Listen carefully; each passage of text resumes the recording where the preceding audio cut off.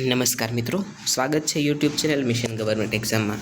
આજનો નિબંધનો ટોપિક છે યુવાનોમાં લત, કારણ અને તેના નિવારણો। તો શરૂ કરીએ આજનો વિડીયો, જે ટાટા હાયર સેકન્ડરી મેન્સની પરીક્ષામાં આપને ઉપયોગી થશે। નશાની ગર્તામાં ડૂબતી યુવા પેઢી દેશના ભવિષ્યને કરી રહી છે અંશે અંશે બેડી। આજે ભારતમાં વિશ્વમાં સૌથી વધુ યુવા વસ્તી ધરાવતો દેશ છે।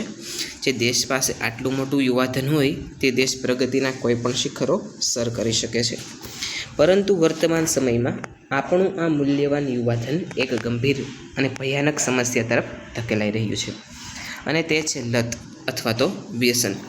પછી તે ડ્રગ્સ, દારૂ, સિગારેટ, ચરસ, ગુટખા હોય કે પછી આધુનિક સમયની ડિજિટલ લત, મોબાઈલ, વિડીયો ગેમ્સ અને સોશિયલ મીડિયા।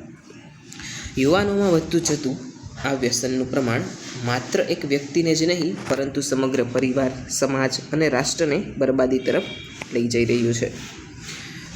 યુવાનોમાં લતના મુખ્ય કારણો: યુવા અવસ્થા એ જોશ, ઉત્સાહ, સપનાઓ અને જિજ્ઞાસાની અવસ્થા છે, પરંતુ આ જ ઉંમરે સહેજ પણ ચૂક થાય તો સાચો રસ્તો ભટકી જવાય છે।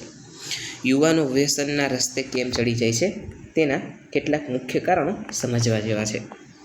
1. મિત્રોનું દબાણ। કોઈપણ યુવાન જ્યારે ઘરથી દૂર કોલેજ કે હોસ્ટેલમાં જાય છે, ત્યારે મિત્રોના ગ્રુપમાં ભાળવા માટે અને પોતાની ફૂલ કે આધુનિક દેખાડવા માટે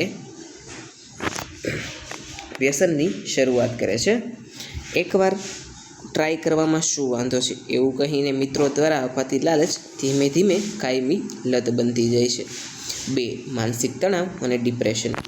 આજના સમયમાં ગળાકાપ સ્પર્ધા છે, અભ્યાસનું ભારે દબાણ, કારકિર્દીની ચિંતા, બેરોજગારી અને સંબંધોમાં નિષ્ફળતા જેવા કારણોસર યુવાનો ભારે માનસિક તણાવ અનુભવે છે।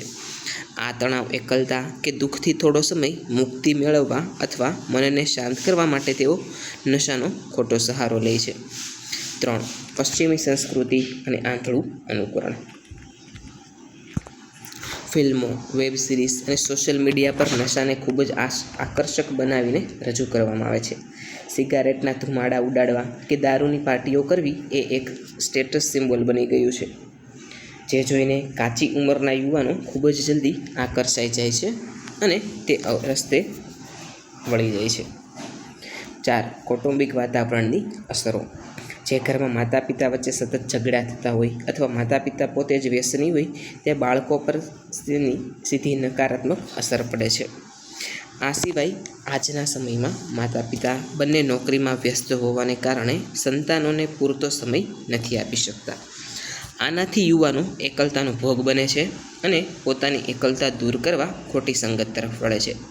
5. નવી ટેકનોલોજી અને ડિજિટલ લત। વ્યસન માત્ર માદક દ્રવ્યોનું જ નથી હોતું। આજના યુવાનો કલાકો સુધી મોબાઈલ ગેમ્સ અને સોશિયલ મીડિયા રીલ્સ અને શોર્ટ પાછળ પોતાનો કિંમતી સમય બરબાદ કરે છે। આ પણ એક પ્રકારનો ગંભીર માનસિક નશો જ છે, જે તેમની સર્જનાત્મકતા અને વિચારવાની શક્તિને છીનવી લે છે।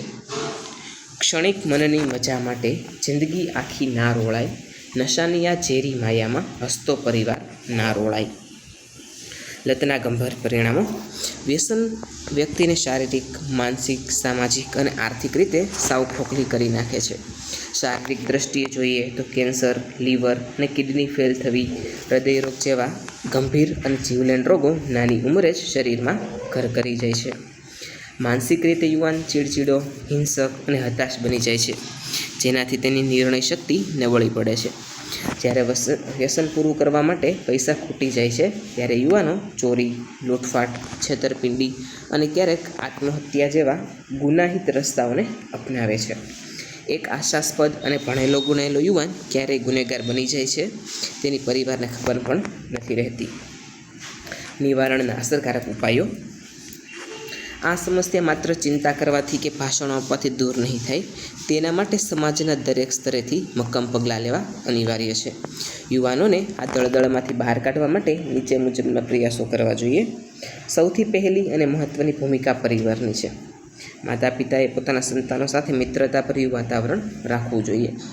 તેમની સમસ્યાઓ પ્રેમથી સાંભળવી, તેમને પ્રોત્સાહન આપવું અને પોતાના સંતાન કયા મિત્રો સાથે ઉઠે બેઠે છે તેના પર મીઠી નજર રાખવી જરૂરી છે। બીજું પગલું શિક્ષણ સંસ્થાઓનું છે. શાળા અને કોલેજોમાં માત્ર પુસ્તકીય જ્ઞાન આપવાને બદલે નશા વિરોધી જાગૃતિ અભિયાનો ચલાવવા જોઈએ. સમય સમય પર નિષ્ણાંતો દ્વારા કાઉન્સેલિંગ સેશન યોજવા જોઈએ, જેથી વિદ્યાર્થીઓ માનસિક તણાવનો સામનો કરતા શીખી શકે. સરકારે પણ માદક પદાર્થોના કાયદેસર વેચાણ અને હેરાફેરી પર કડક કાયદાકીય પ્રતિબંધ મૂકવો જોઈએ. ખાસ કરીને શાળા અને કોલેજોની આસપાસ પાન, બીડી કે અન્ય નશીલા પદાર્થો વેચતી દુકાનો પર સતત કાર્યવાહી થવી જોઈએ. જે યુવાનો લતનો ભોગ બની રહ્યા છે તેમને સમાજે ધિક્કારવાને બદલે સહાનુભૂતિપૂર્વક સ્વીકારવા જોઈએ. તેમને યોગ્ય સારવાર અને માનસિક ટેકો આપીને નશા મુક્તિ કેન્દ્રની મદદથી ફરીથી સામાન્ય જીવન તરફ લાવવા જોઈએ. યુવાનોની અખૂટ ઉર્જાને નકારાત્મકતા તરફ જતી રોકવા માટે તેને રમતગમત, કલા, સંગીત, યોગ, જીમ કે સામાજિક સેવા જેવા રચનાત્મક કાર્યો તરફ વાળવી જોઈએ. જો યુવાન કોઈ સકારાત્મક કાર્યમાં વ્યસ્ત રહેશે તો તેનું મન ક્યારેય વ્યસન તરફ ભટકશે નહીં. જાગો યુવાન, જાગો, નશાની ગલી છોડો. નવયુગના પંથે તુમ પ્રગતિની કેડી જોડો. યુવાનો એ દેશની કરોડરજ્જુ સમાન છે. જો દેશની કરોડરજ્જુ જ નબળી પડી જશે તો દેશ ક્યારેય વિકાસના પંથે ટટ્ટાર ઊભો રહી શકશે નહીં. વ્યસન એ એક એવું ધીમું ઝેર છે જે માત્ર એક વ્યક્તિને જ નહીં પણ દેશના ભવિષ્ય અને સંસ્કૃતિને પણ ભરખી જાય છે.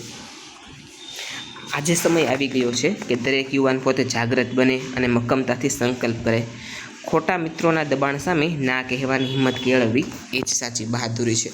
પોતાની જિંદગી, કારકિર્દી અને માતા પિતાના આંસુઓ સામે જોઈને નશાને હંમેશ માટે બાય બાય કહેવું જ પડશે. ચાલો આપણે સૌ સાથે મળીને એક વ્યસન મુક્ત, તંદુરસ્ત અને સશક્ત સમાજનું નિર્માણ કરીએ. સંકલ્પ કરીએ, આજ આપણે વ્યસનને દેશમાંથી દેશવટો દેશું. સ્વસ્થ યુવાન, સશક્ત ભારતનું સપનું સાકાર કરીશું. તો વિદ્યાર્થી મિત્રો, આ તો આજનો નિબંધ આપને કેવો લાગ્યો છે જે કોમેન્ટ સેક્શનમાં જરૂરથી જણાવજો. આવા જ એક અન્ય નવા વિડીયો સાથે આવતીકાલે ફરીથી મળીશું. Thanks for watching.